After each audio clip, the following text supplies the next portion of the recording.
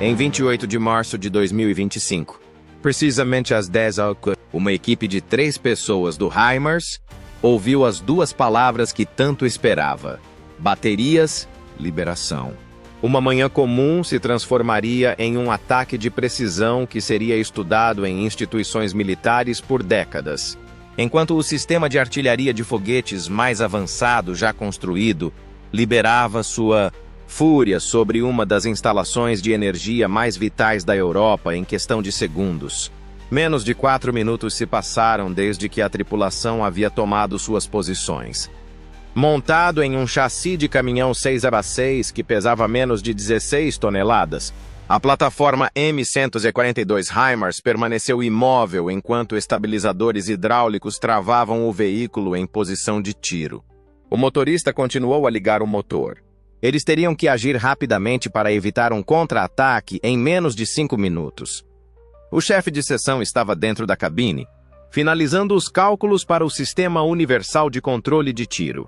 Cálculos balísticas, coordenadas de mira criptografadas obtidas por meio de comunicações seguras via satélite e dados meteorológicos em tempo real, são integrados ao posicionamento GPS pelo UFCS.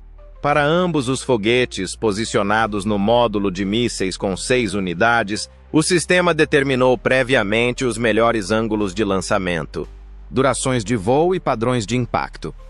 Um par de foguetes GMLR, cada um equipado com uma ogiva de alto explosivo de 90 kg, capaz de perfurar alvos resistentes, estava posicionado em seus tubos de lançamento.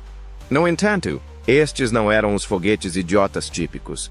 Para correções de orientação final, cada projétil GMLRS é equipado com um sistema de navegação inercial e um receptor GPS.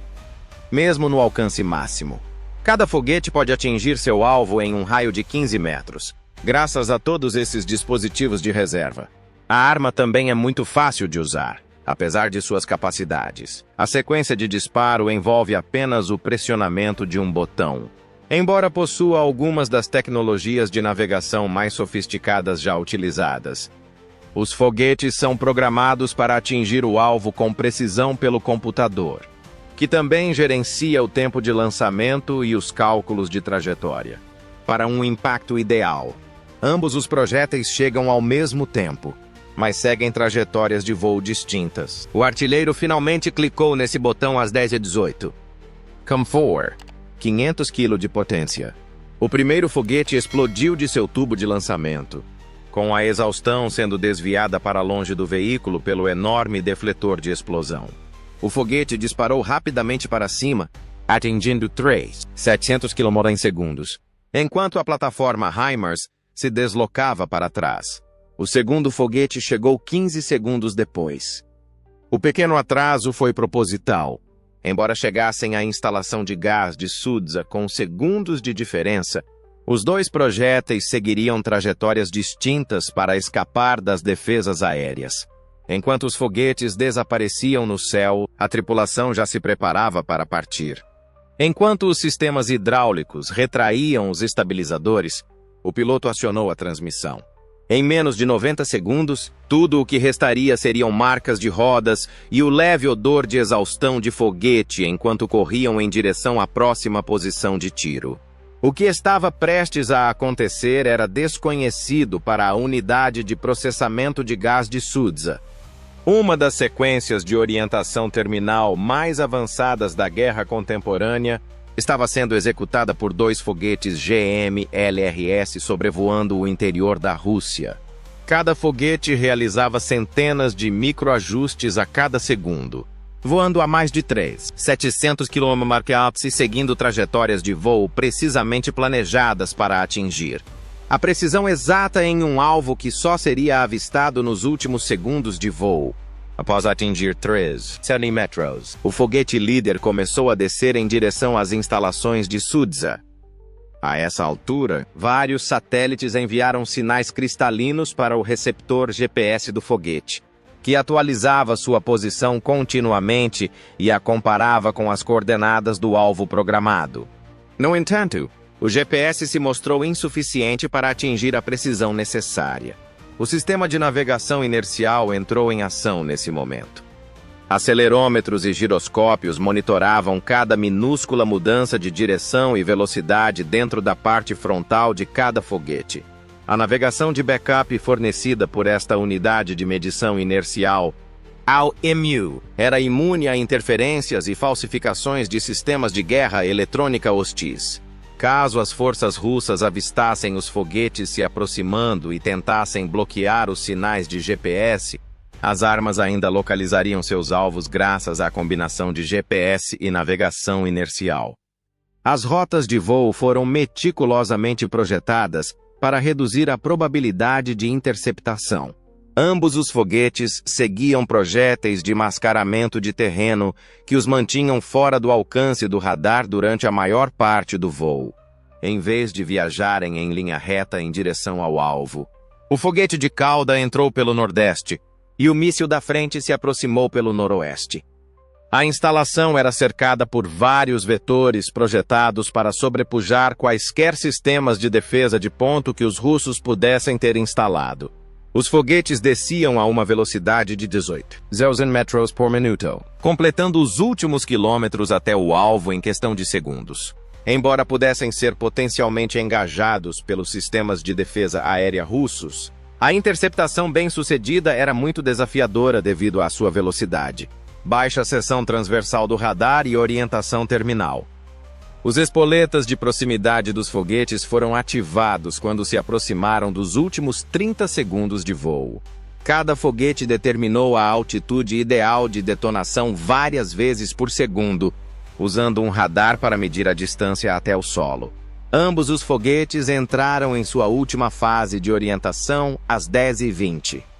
Para garantir o impacto em seus pontos pré-programados, os computadores de bordo passaram a receber atualizações de alvo 50 vezes por segundo, permitindo pequenas alterações de curso. Seus sistemas de orientação não eram protegidos por coordenadas GPS aleatórias. Alguém sabia exatamente quais partes precisavam ser eliminadas para destruir a usina permanentemente. 15 segundos antes do impacto, o complexo de processamento de gás Sudza era visível em seus sensores de orientação terminais. O HIMARS havia transformado a guerra moderna, e 90 kg de explosivos de alta potência em cada ogiva estavam prestes a comprovar isso. Com o objetivo de destruir alvos resistentes, 90 kg de explosivos potentes foram colocados dentro de cada foguete que disparava em direção ao Sudza. Não se tratava apenas de ogivas para fragmentação. Esses penetradores com carga moldada foram projetados para perfurar aço e concreto armado com a mesma facilidade com que perfuram papel. O explosivo PBCN 109, que detona a 900 metros por segundo, é o primeiro componente do projeto da ogiva. No entanto, o explosivo não é o que torna essas armas tão destrutivas. Cada foguete é uma ferramenta de demolição de precisão devido à maneira como a engenharia moderna concentra e direciona essa energia explosiva. Cada ogiva possui um revestimento de cobre em forma de cone invertido em seu centro. Um jato de carga moldada é criado quando o explosivo detona, colapsando o revestimento de cobre e impulsionando-o para frente a uma velocidade de quase 100 metros por segundo. Até 60 centímetros de blindagem de aço endurecido ou 90 centímetros de concreto armado podem ser penetrados por esse jato supersônico de cobre fundido. A ogiva GMLRS, no entanto, faz mais do que apenas penetrar. Uma luva de fragmentação com mais de 180 fragmentos de aço pré-formados envolve a carga moldada. Essas peças detonam de forma controlada para destruir tudo em um raio de 15 metros após a carga moldada perfurar a estrutura externa do alvo. É semelhante a um tiro de espingarda logo após um exercício de precisão. Isso é ativado por um sistema de detonação igualmente complexo. Dependendo das características do alvo, cada ogiva possui uma variedade de opções de detonação que podem ser escolhidas durante a preparação da missão. As ogivas provavelmente foram projetadas para detonação retardada, o que lhes permitiria penetrar na estrutura do edifício e, em seguida, explodir, causando o maior dano interno possível para uma instalação como Sudza. A ogiva tem tempo para atingir profundamente o alvo antes de detonar, já que o estopim pode adiar a detonação por até 0,5 segundo após o contato. No entanto, este míssil tem outros truques na manga. Quase todos os materiais inflamáveis na área-alvo se inflamam graças à incorporação de componentes incendiários e partículas de magnésio nas ogivas GM-LRS, que queimam a 300 graus Celsius. A qualquer momento, quase 40 milhões de litros cúbicos de gás natural fluem pelas tubulações de uma instalação como esta, que processa gás natural. A menos que as defesas aéreas russas conseguissem eliminá-los primeiro, essa engenharia mostraria sua eficácia contra uma das usinas de energia mais críticas da Rússia em menos de 30 segundos. Os radares de defesa aérea russos finalmente captaram a ameaça que se aproximava às 10h19. Com uma velocidade de mais de 700 km/h, o 706º Regimento de Defesa Aérea, responsável pela defesa da infraestrutura vital na região de Kursk, teve menos de 45 segundos para identificar, seguir e interceptar 2 foguetes GM-LRS que se aproximavam. O que aconteceu foi uma ilustração clássica de como armas de precisão modernas podem derrotar até mesmo os sistemas de defesa aérea mais avançados. Um radar de alerta antecipado S-400, localizado a 15 quilômetros a sudeste de Sudza, fez a detecção inicial. A enorme antena rotativa, capaz de rastrear alvos a mais de 400 quilômetros de distância, detectou 2 contatos minúsculos e velozes vindos de áreas controladas pela Ucrânia. No entanto, rastrear com sucesso foguetes GM-LRS não é o mesmo que detectá-los. Durante o projeto, a seção transversal do radar dos foguetes foi propositalmente reduzida ao mínimo. A assinatura do alvo, apresentada aos radares inimigos por cada projétil GM-LRS, é aproximadamente do tamanho de um pássaro de grande porte. São alvos muito desafiadores para os operadores de radar manterem o monitoramento constante devido à sua alta velocidade e perfil de voo em baixa altitude. À medida que os foguetes navegavam pela fase de guiamento terminal, os contatos eram continuamente perdidos e recuperados pelos sistemas de computador do S-400. A bateria de defesa aérea russa tentou engajar 30 segundos antes do impacto. 2 mísseis interceptadores, cada um com uma carga útil de fragmentação de 65 quilos, que usa detonação de proximidade para eliminar ameaças iminentes, saíram de seus tubos de lançamento. Esses interceptadores possuem sistemas de navegação avançados que podem rastrear e engajar vários alvos simultaneamente, e podem atingir velocidades de Mach 6. No entanto, o timing foi desastrosamente incorreto. Os foguetes foram descobertos faltando apenas 45 segundos para o impacto, e o sistema S-400 precisa de pelo menos 60 segundos para criar uma resposta de disparo eficaz contra alvos em movimento rápido. Os foguetes de aproximação entraram em sua fase de orientação terminal e iniciaram manobras evasivas, enquanto os mísseis interceptadores continuavam a acelerar em direção às suas posições de interceptação. A aproximação final dos foguetes GM-LRS tornou a interceptação praticamente impossível. Os sistemas de controle de tiro russos não conseguiam prever a trajetória de voo errática que cada foguete produzia, microcorreções a cada fração de segundo, com precisão suficiente para um engajamento bem-sucedido. Os alvos estavam a menos de 200 metros dos mísseis interceptadores. Embora insignificante nas velocidades envolvidas, próximo em termos humanos, a estratégia de ataque de eixo duplo piorou a situação para os defensores russos. O sistema S-400 teve que dividir suas capacidades de rastreamento e engajamento, já que os 2 foguetes vinham de direções diferentes ao mesmo tempo. Ao representar mais perigos do que os sistemas de defesa aérea conseguem lidar simultaneamente, essa técnica tradicional de saturação o sobrecarrega. Desesperado para engajar sistemas de armas de curto alcance, o comandante da bateria russa o fez 20 segundos antes do impacto. Os foguetes que se aproximavam foram atingidos por jatos de projéteis altamente explosivos, disparados pelos canhões de 30 mm de dois veículos de defesa aérea de curto alcance Pantsir S-1, capazes de disparar 5,000 tiros por minuto. Os sistemas Pantsir são projetados especificamente para mirar em alvos como mísseis de cruzeiro e foguetes de artilharia. No entanto, os foguetes percorreram mais de 1,000 metros por segundo a 700 km. Os alvos já estavam iniciando seu último mergulho em direção ao complexo de Sudzhov, e os sistemas baseados em canhões tinham apenas uma fração de segundo para localizá-los, rastreá-los e engajá-los. À medida que os foguetes avançavam em direção aos seus objetivos, o ar atrás deles se encheu de tiros de canhão. As defesas aéreas russas foram um fracasso total. Os primeiros mísseis HIMARS atingiram a principal unidade de processamento do complexo de Sudzhov por volta das 10h20, horário local. A mais de 200 km. A ogiva de 90 kg cortou a parede externa de concreto armado como se fosse papelão. Antes de detonar, o jato concentrado de força explosiva do projeto da ogiva com carga moldada penetrou profundamente no aparato pressurizado.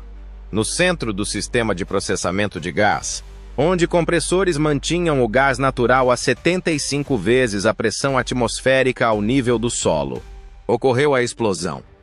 Os sistemas de contenção que continham com segurança milhares de metros cúbicos de gás natural foram destruídos, e as tubulações de gás de alta pressão foram imediatamente rompidas pela onda de choque, que crescia a uma velocidade de 900 metros por segundo.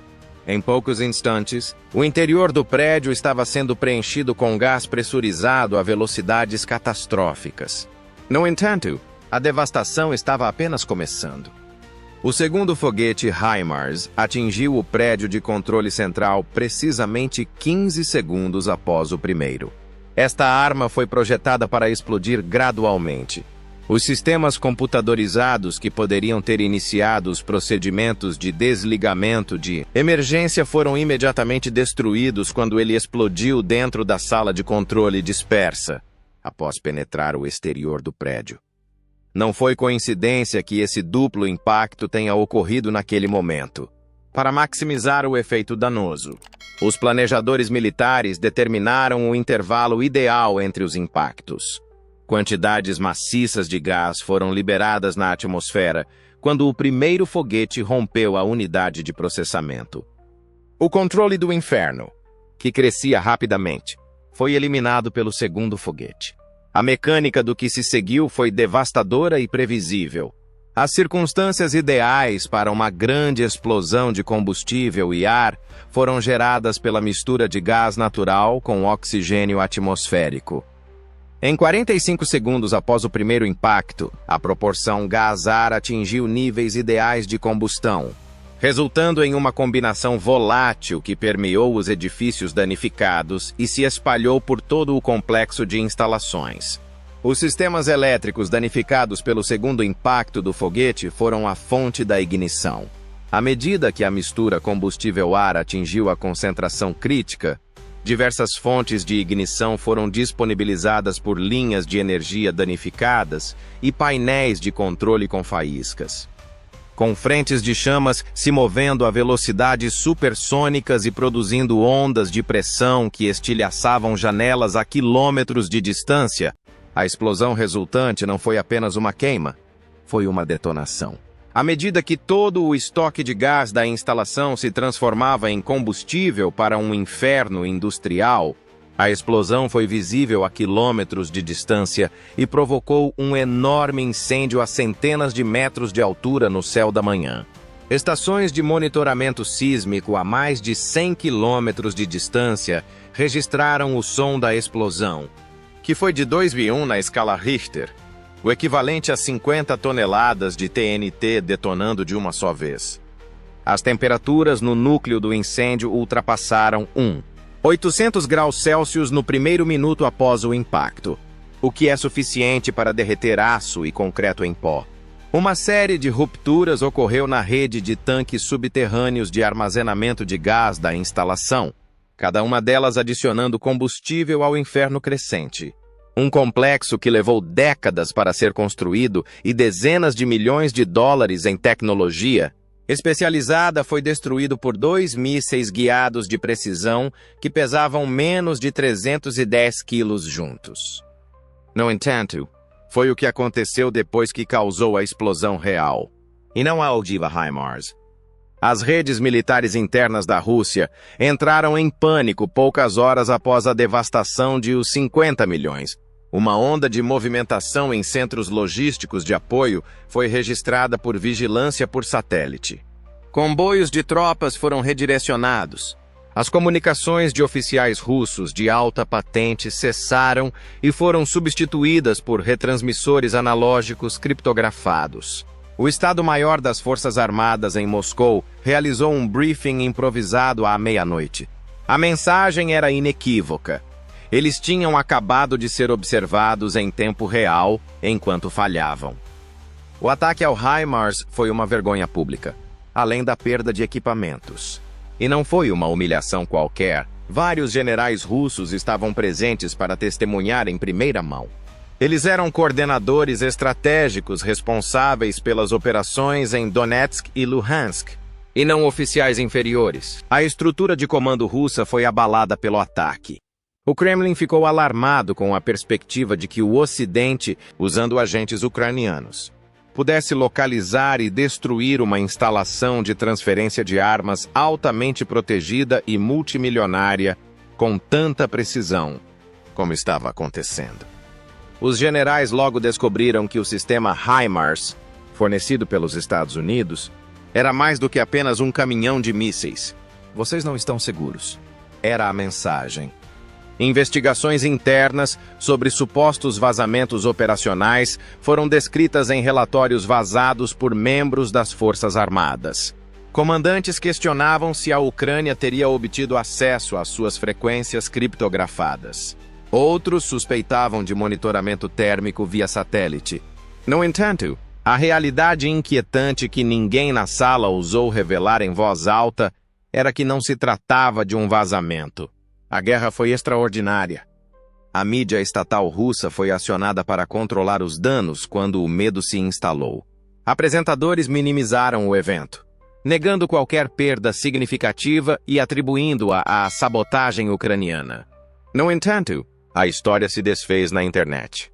Fotos de satélite e imagens de drones começaram a aparecer. Vazaram em fóruns e foram contrabandeadas por canais secretos. Exibiam conjuntos de radares retorcidos que já foram avaliados em milhões de dólares, caminhões de combustível que se transformaram em escória e os restos carbonizados de sofisticados sistemas de mísseis. A internet jamais esqueceria como o exército russo, que está entre os mais temidos do mundo, foi pego de surpresa. O moral da Ucrânia se elevou nesse meio tempo. Foi um triunfo psicológico e não apenas uma vitória militar. Os combatentes ucranianos, frequentemente em menor número e em menor número de armas, agora tinham evidências tangíveis de que o sistema de comando do inimigo poderia ser violado, como um desfile de vitória. Imagens do ataque foram reprisadas em salas de segurança do governo em Kiev. Conforme declarado por seus assessores, o presidente Zelensky disse: "Este não foi apenas um ataque, foi uma declaração." E Kiev não foi a única cidade a prestar atenção. Sempre cautelosos em relação ao aumento do engajamento direto, os quartéis generais da OTAN sutilmente intensificaram os procedimentos de compartilhamento de inteligência. Analistas dos Estados Unidos e do Reino Unido começaram a trabalhar mais estreitamente com seus colegas ucranianos. Antes mais cautelosos, os estrategistas militares franceses começaram a se preparar para o que apelidaram de fase delta, a possibilidade de que os suprimentos russos na linha de frente falhassem mais rapidamente do que o previsto. No entanto, A greve teve ramificações mais sérias e perigosas. O chefe do Estado-Maior, General Valery Gerasimov, estava furioso em Moscou. Suas ofensivas de primavera fracassadas já haviam manchado sua reputação.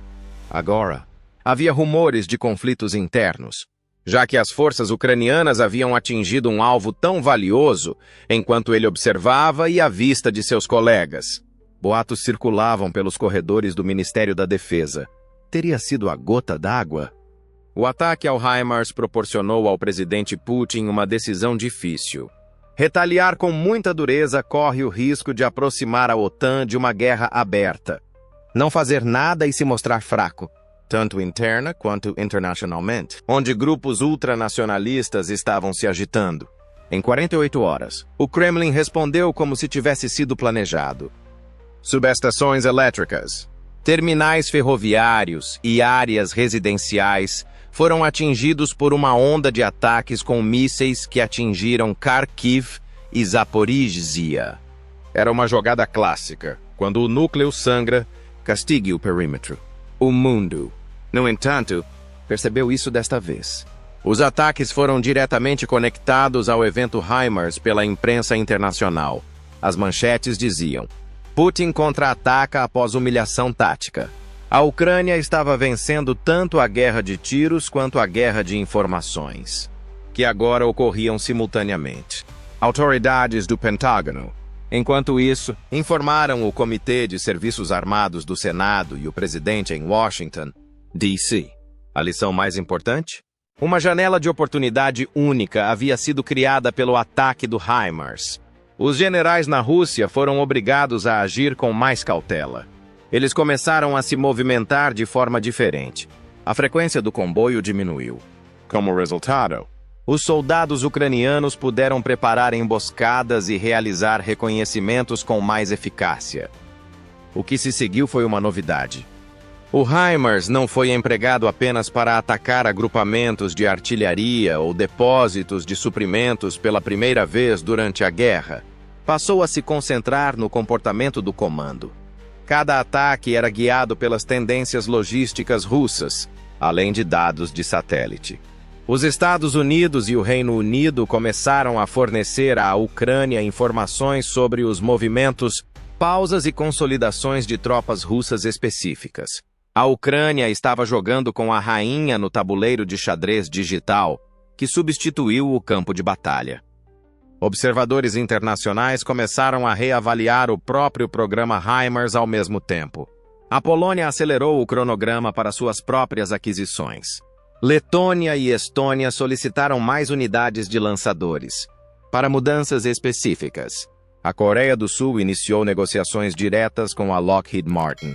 Uma corrida armamentista também foi acelerada pelo ataque que destruiu um estoque russo. No entanto, durante as festividades, mentes mais sensatas em Kiev alertaram: isso não ficará sem resposta para sempre. Eles estavam certos. A contra-inteligência na Rússia se adaptou rapidamente. As operações de interferência foram intensificadas por forças de guerra eletrônica. Eles enviaram comboios de iscas. Os alvos puderam se mover, se esconder ou se integrar intrinsecamente à infraestrutura civil. Abates fáceis com HIMARS eram coisa do passado.